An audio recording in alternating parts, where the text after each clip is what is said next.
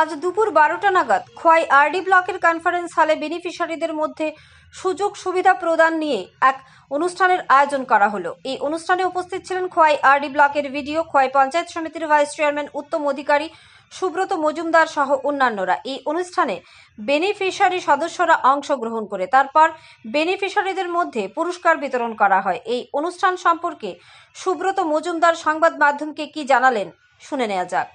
Bureau report, আরই, ধর্মনগর। জাল দেওয়া হয়, এই যে সুবিধাগুলি এগুলি দেওয়া হচ্ছে কেন? যে আমাদের মানুষ, প্রত্যেকটা মানুষকে স্বয়ংসম্পূর্ণ হতে হবে অর্থনৈতিকভাবে। সরকারের দায়িত্ব রয়েছে। আমাদের সরকারের স্লোগান, রাজ্য সরকারের স্লোগান, এক ত্রিপুরা শ্রেষ্ঠ ত্রিপুরা, উন্নত ত্রিপুরা হতে হবে। আমাদের কেন্দ্রীয় সরকারের স্লোগান, এক ভারত শ্রেষ্ঠ ভারত, উন্নততর ভারত হতে হবে।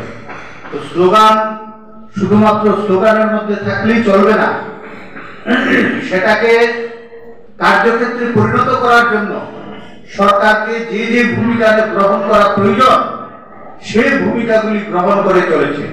সেজন্যই সরকার কিছুক্ষণ পূর্বে যে বেনিফিশিয়ারিরা আলোচনা করলেন যে বর্তমান সরকারের সময়ে প্রভূত সুবিধা পেয়ে অর্থনীতিকে মজবুত করতে হবে।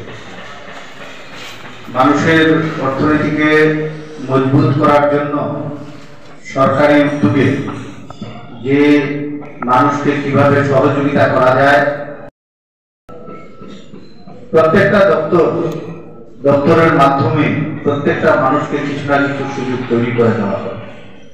আজকে এখানে আমাদের পশুপালন দপ্তরের মাধ্যমে যারা পশুপালন সম্মান নিধি এখানে নতুনভাবে পাবেন, গত বছর যারা পেয়েছেন তারা যেমন থাকবেন, এই সুবিধা নতুনভাবে আরো কিছু সংখ্যক মানুষকে সেই সুবিধা দেওয়া হবে।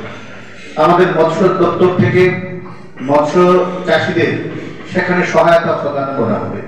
মৎস্য ব্যবসার জন্য যারা ব্যবসা করতে চায় তাদেরকে বরফের বক্স যুক্ত গাড়ি এবং